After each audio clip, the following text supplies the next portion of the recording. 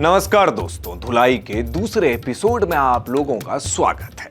पिछला एपिसोड आपको कैसा लगा हमें कमेंट बॉक्स में जरूर बताएं।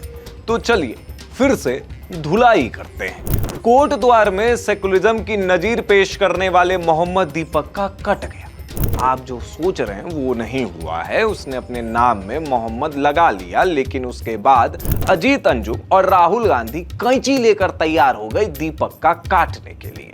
आपने ये देखा होगा कि उस वक्त हर एक मीडिया हाउस दीपक के घर पहुंच गया। राहुल गांधी ने दीपक को अपने घर बुलाया और बीजेपी पर हमला किया। लेकिन अब भाई साहब, दीपक के हाथों में कटोरा आ गया है। असल में अब दीपक का जिम चल नहीं रहा और वो अब ईएमआई तक नहीं दे पा रहा।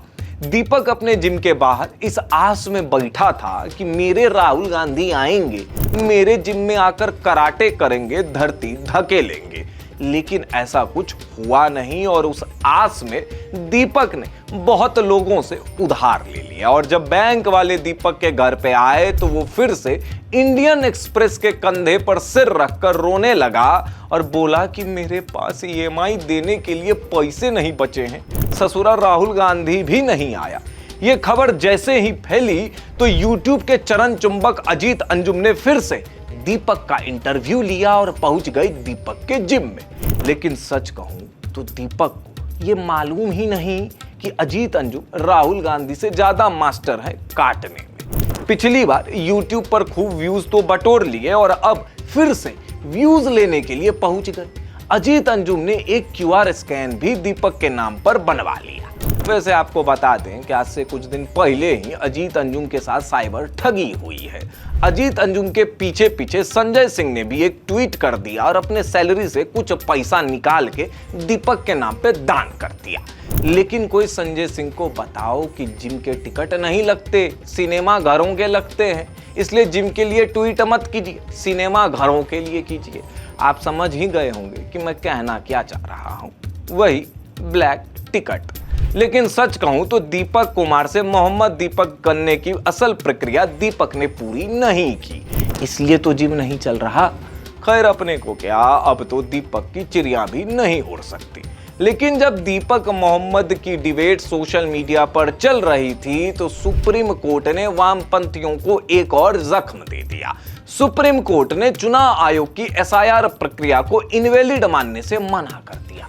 ये बयान जैसे ही बाहर आए तो सलीम योगेंद्र यादव चूड़ियां तोड़कर, कुर्ता फाड़कर, मार मार कर रोने लगे कि देश बर्बाद कर दिया है मोदी ने, अब वो जो चाहेंगे वही करेंगे। लेकिन जब ममता बनर्जी इसी मामले को लेकर सुप्रीम कोर्ट पहुंची थी तो यही लेफ्ट लिबरल नाच रहे थे, मानो ऐसा कि प्रेस क्लब में मुफ्त की बियर बट रही हो। खैर प्रेस क्लब से याद आया कि मोदी जी की तानाशाही सरकार ने इलीट क्लास की अय्याशी के अड्डे दिल्ली जिमखाने की जमीन वापस लेने का ऐलान कर दिया है। जैसे ही ये आदेश आया, जोर बाग और हौज खाज की इलीट क्लास की अंकल और आंटियां सड़कों पर उतर गए और कहने लगे कि ये देश मोदी को माफ नहीं करेगा। दिल्ली जिमखाना सांस्कृतिक धरोहर है। अरे भैया, हमने अपनी जवानी और बुढ़ापा यहाँ बिताया है, बियर पीकर स्विमिंग पूल में भारत की संस्कृति की रक्षा की है। वैसे आपको बता दें कि दिल्ली जिमखाना के एरिया पीएम आवास के एरिया से ज्यादा है और पीएम आवास के बगल में ही है, जहां देश का इलीट क्लास आता था और अपनी अय्याशी करता था। वैसे मोदी जी ने ये अच्छा नहीं किया। देश की इलीट क्लास के लिए वो अपनी सुरक्षा को ताक पर नहीं रख सकते थे। खैर मोदी जी को कौन समझाए। इस इलीट क्लब की मेंबरशिप राहुल गांधी को भी दी गई है, लेकिन लालू प्रसाद यादव को मेंबरशिप नहीं दी गई। तो आप समझ ही गए होंगे कि इस इलीट क्लब वाले दिल्ली जिमखाना में किस सांस्कृतिक धरोहर को बचाया जा रहा था। वैसे इलीट से याद आया कि खुद को देश का सबसे बड़ा इलीट मानने वाले प्रशांत भूषण ने कॉकरोच जनता पार्टी के बहकावे में आकर देश के युवाओं से कहा कि people come out on street to save India. ये वो इलीट हैं जो शायद अपने लिए सिंहासन वाले कमोड रखते होंगे और ये जेनजी को 45 डिग्री की धूप में सड़क पर उतरने के लिए कह रहे हैं। कोई इस प्रशांत भूषण को जाकर समझाओ कि हर युवा उमर खालिद या शर्जील इमाम नहीं होता। वैसे मैं ये सोच रहा था कि कुछ अच्छे शब्द इस एलीट क्लास के लिए लिखूं, लेकिन मैं अपनी जिह्वा को क्यों खराब करूं। एक गिलास पानी उठाने और कुत्ता घुमाने के लिए नौकर रखने वाले ये लोग एसी में बैठकर देश पर ज्ञान दे रहे हैं। इन एलीट लॉजिक से बाहर निकलते ही मुझे याद आई मेरी आरफा दीदी। बकरीद से पहले महाराष्ट्र के थाने में कुर्बानी को लेकर एक सोसाइटी में बवाल मच गया। बवाल इतना मचा कि हिंदू संगठन सड़क पर हनुमान चालीसा पढ़ने लगे और वंदे मातरम का नारा लगाने लगे। यहां तक तो आरफा ने सह लिया, लेकिन इसके बाद किसी ने सुअर छोड़ दिया। सुअर आते ही हड़कंप मच गया। आरफा जिस नई टी शर्ट में कावा पीना चाहती थी वो गिर गया और उसने एक्स पर ट्वीट दाग दिया और बीजेपी पर आरोप लगाया कि देश का माहौल क्या बना दिया गया है। वैसे सच कहूं तो सुअर नहीं छोड़ना चाहिए था। सुअर खुद इस जद्दोजहद में था कि मैं कहां आ गया।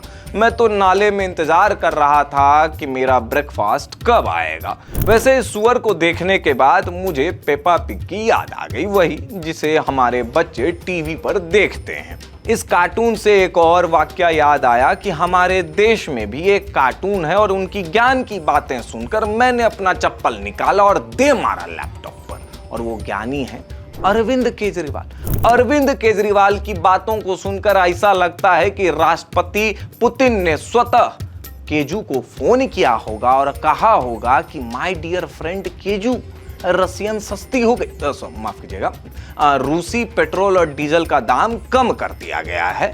इसके बाद केजू ने सोशल मीडिया पर वीडियो बना के डाला। वैसे केजू के इस इकोनॉमिक्स वाले ज्ञान को सुनने के बाद मुझे ये लगा कि राहुल गांधी और केजू एक ही स्कूल से इकोनॉमिक्स सीखे होंगे, क्योंकि राहुल गांधी भी ये कहते हुए पाए गए कि अमेरिका कभी भी ईरान, इराक, रसिया से पेट्रोल लेने से पहले अमेरिका की परमिशन नहीं लेता। समझ में आया? नहीं आएगा, ये राहुल गांधी की बातें हैं। इसको डिकोड करने के लिए एक स्पेशल आर्थिक सलाहकार समिति बनानी पड़ेगी। लेकिन जो भी हो, अरविंद केजरीवाल, राहुल गांधी के इन लॉजिक को सुनने के बाद ये समझ में आ गया कि ये लोग सत्ता में आ गए तो देश को बोरिया बिस्तर समेटना ही पड़ेगा। इस एपिसोड में सिर्फ इतना ही। नमस्कार।